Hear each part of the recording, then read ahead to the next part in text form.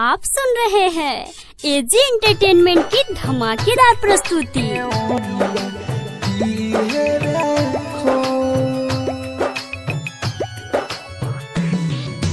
Music director Kanchan Raj, Hajipur Vaishali. By AG recording studio.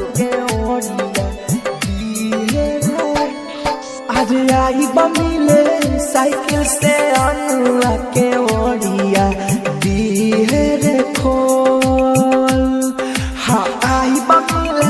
Cycle से अनुआ के ओरिया दिहे रे खोल।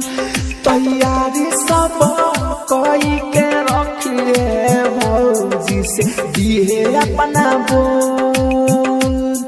हाँ आई बमिले साइकिल से अनुआ के ओरिया दिहे रे खोल। Mix by AG recording studio.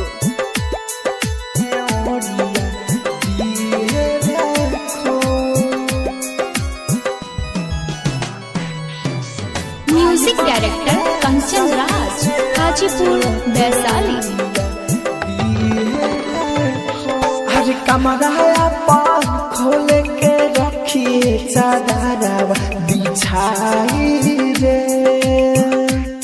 हाँ छोटा किसे अपना मामोई करिया का मिठाई रे। भूलिए जाने कौन ते बतिया रखी नहीं कौन झोल। आज आई बमिले साइकिल से अनुआ के ओरिया दिहे खोल। आप सुन रहे हैं एजी एंटरटेनमेंट की धमाकेदार प्रस्तुति।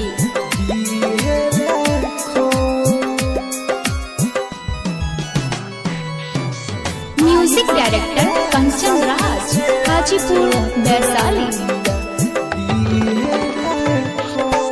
राहुल राजा धानी हो तो के प्यार खूब कारी हो। अमित आशिका तो पे जिंदगी भर मारी।